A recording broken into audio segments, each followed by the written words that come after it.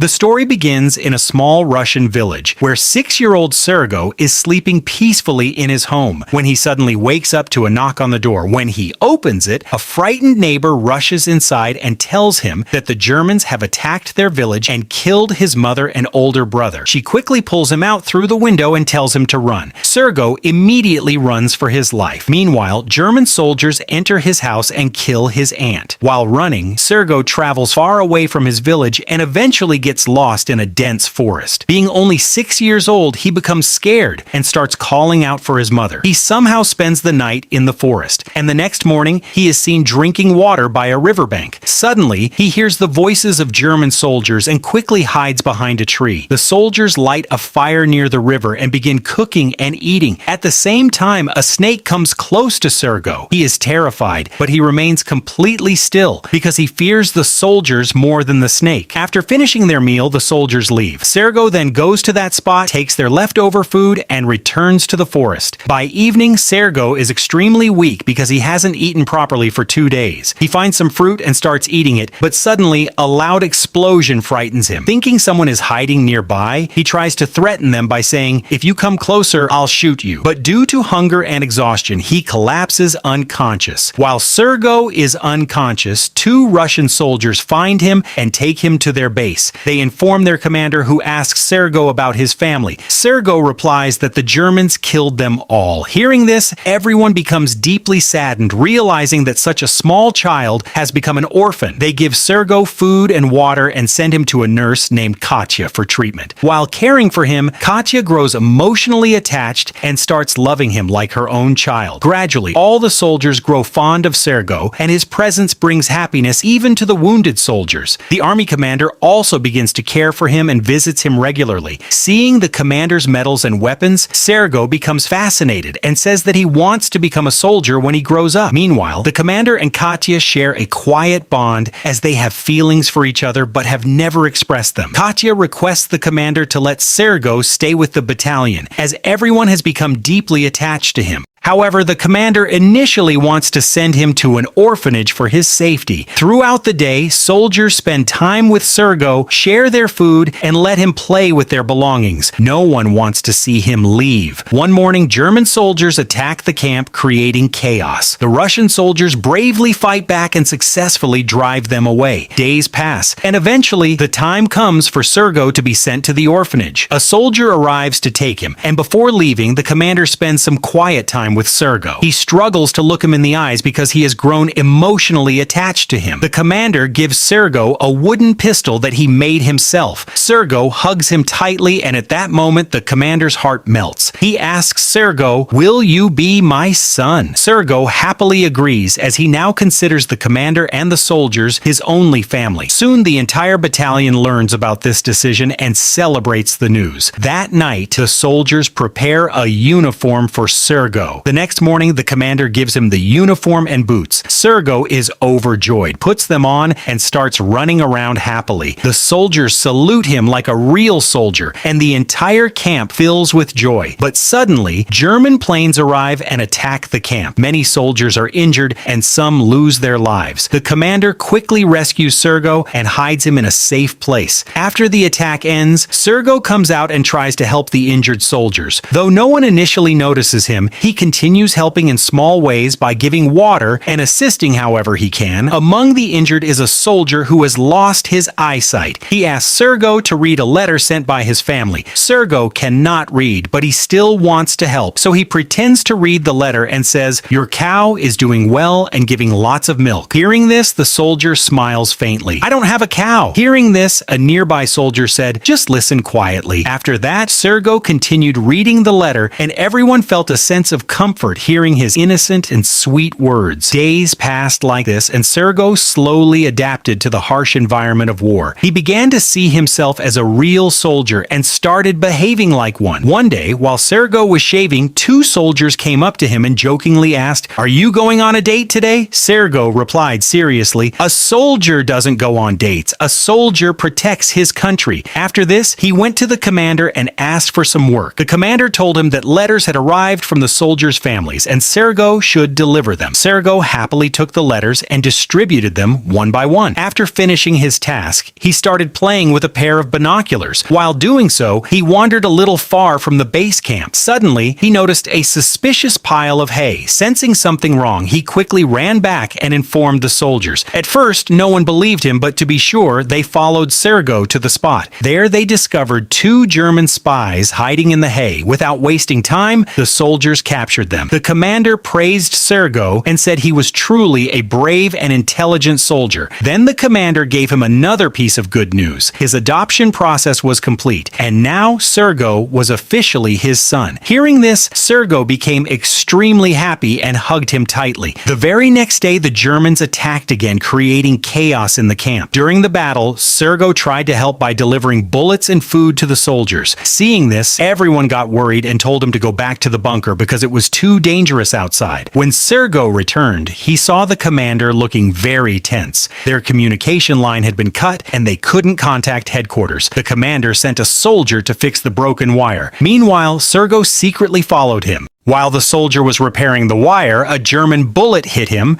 leaving him badly injured. Before collapsing, the soldier told Sergo how to fix the wire by connecting both ends together. Without wasting a second, Sergo stepped forward and carefully joined the broken wires. As soon as he did that, the communication line was restored. The commander immediately contacted headquarters and called for help. Once again, Sergo proved that even though he was just a child, his courage was equal to any soldier. The next day, the commander and Katya were seen standing near the river talking. The commander finally confessed his feelings and asked her if she would become Sergo's mother. Hearing this, Katya happily said yes without hesitation. Just then, a soldier arrived with an urgent letter. It contained orders to evacuate the base immediately as the Germans had discovered their location. The next day, the entire battalion left the camp and moved toward a new base, eventually reaching their new base by evening. There, they met a general who was impressed by Sergo. The next day, the entire team was honored with the Guards banner, and Sergo was awarded a medal for his bravery.